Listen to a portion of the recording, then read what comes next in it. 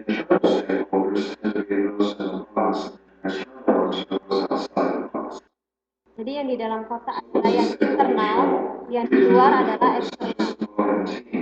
Bringing in the extended stakeholders can be an afterthought, but there can be a huge benefit to doing that. So let's talk about what some of those are. First is shared ownership. Everyone has to take the ownership of the project. Then it's the project deliverable acceptance. And then there's, of course, customer and stakeholder satisfaction. Jadi bisa dilihat keuntungan-keuntungan yang ingin diperoleh, yang kita bisa peroleh dari stakeholder. Yang pertama adalah ownership. Ownership ini jika stakeholder kita adalah pemilik perusahaan. Ownership adalah kepemilikan. Acceptance, dia bisa masyarakat, bisa juga pemerintah. Penerimaan. Jadi acceptance ini apakah kita diterima beroperasi di suatu daerah tertentu, apakah kita diizinkan beroperasi atau kita diizinkan untuk masuk pasar tersebut. Nah, untuk satisfaction ini lebih menjurus ke konsumen atau perusahaan? Konsumen. Seperti itu. Jadi yang dicari oleh konsumen yaitu tingkat kepuasan.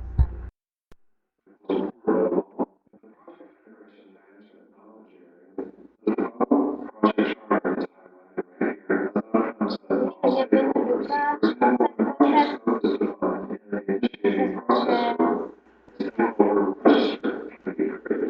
inisiasi, perencanaan, dan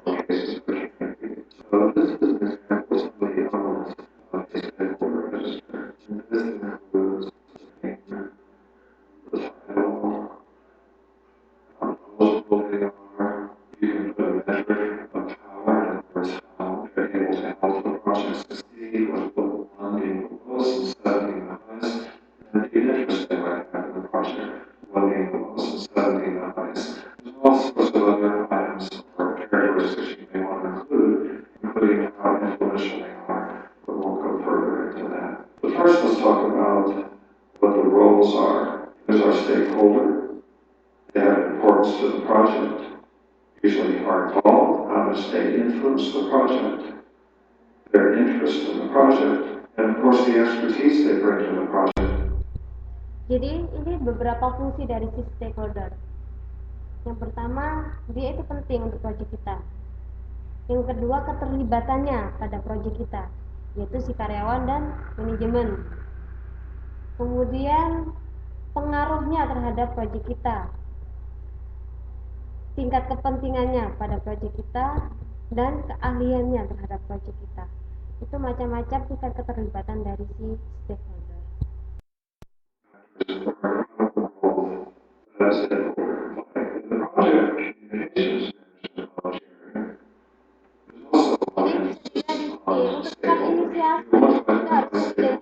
Siapa itu stakeholder kita.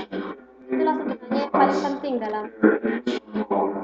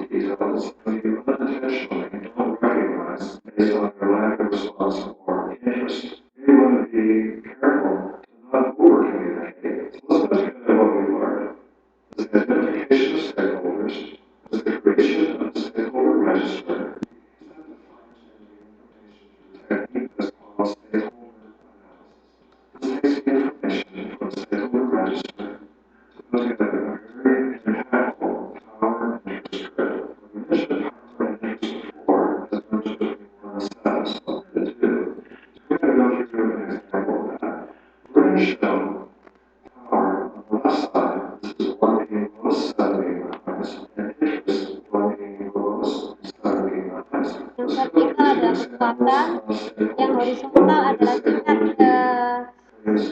interestnya.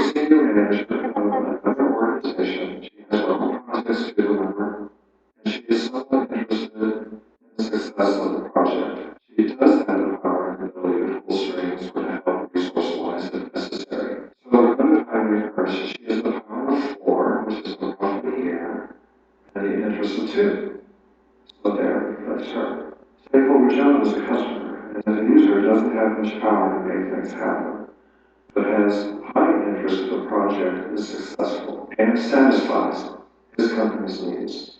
You evaluate his power to be 1 and interest to be way over 7, very high. Those consultants and trainers love this concept of quadrant, so we're going to throw that up. Stakeholder D in quadrant 3, which is basically high power, low interest, and all they probably need to be is informed. Detail isn't quite as important to them, but be aware that they can help. We call them cheerleaders.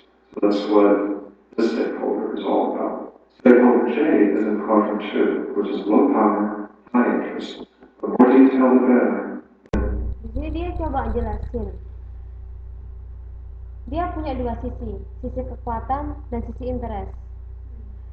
Yang cewek ini, dia memiliki power yang besar, tapi tingkat interest terhadap perusahaan dia rendah.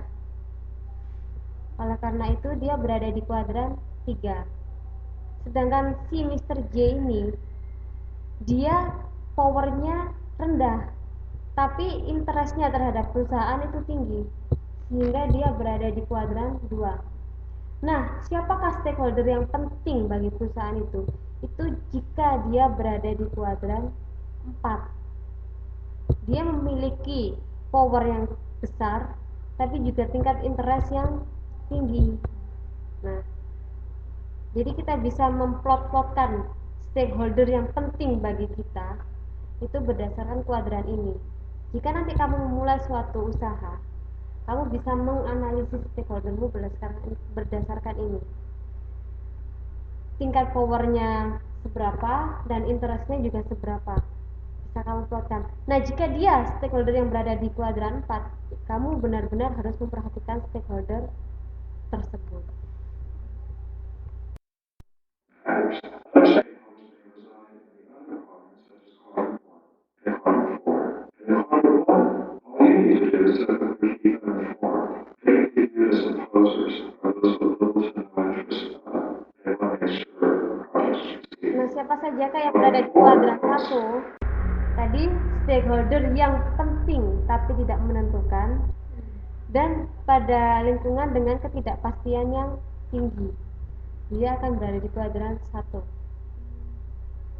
Dia nggak terlalu mempunyai power dan juga nggak terlalu tinggi tingkat interestnya.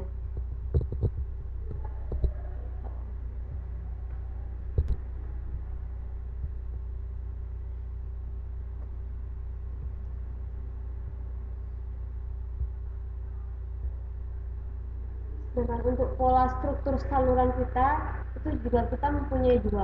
Yang pertama saluran konvensional. Saluran konvensional ini biasanya dia cara-cara yang tradisional.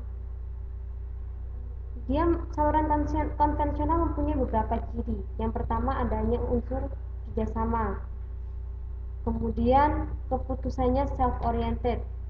Tingkat loyalitasnya rendah dan pesan tidak bersifat timbal balik. Maksudnya pesan tidak bersifat timbal balik di sini apa? Dari supplier kayak gini. Supplier adalah penyedia. Kita perusahaan yang menggunakan barang-barang dari supplier. Kita mengirimkan balik nggak ke supplier produk kita? Enggak kan? Nah, itulah yang bersifat tidak timbal balik. Jadi kita hanya menerima barang-barang dari si supplier. Kita hanya menggunakan jasa mereka. Sedangkan kita tidak mengirim balik apa yang kita hasilkan kepada mereka. Itulah saluran yang konvensional. Beda lagi dengan saluran yang vertikal. Saluran vertikal pemasaran. Saluran vertikal pemasaran atau yang biasa disebut dengan jaringan kinerja terkontrol ini mencoba untuk menangani semua target pasar dan meningkatkan kontrol setiap anggota. Jadi kalau yang tadi dia bekerja sendiri-sendiri tanpa ada kontrol, baik itu tingkat supplier, kemudian tingkat dealer distributor, dia nggak ada kontrolnya dari yang perusahaan, dia bekerja sendiri-sendiri. Meskipun lah itu mereka bekerja sama yang pada akhirnya untuk melayani si konsumen, tapi nggak ada kontrol. Sedangkan kalau di saluran vertikal pemasaran dia ada kontrol. Makanya itu dia berada di dalam satu kotak kontrolnya. Nah, di sini di sistem pemasaran vertikal ini ada tiga macam. Yang pertama administratif VMS, yang biasanya dia disebut potential reward. Bisa kasih contoh? Gimana itu potential reward? Nggak tahu ya. Ada. Itu ada di kehidupan sehari-hari kita. Coba baca di situ. Potensial reward itu artinya apa ya? Ya, sistem ini hampir sama dengan saluran standar, yakni setiap partisipan bekerja sama karena adanya potensial reward. Tetapi setelah itu dilanjutkan dengan penilaian tentang keefektifan kerjasama yang dilakukan.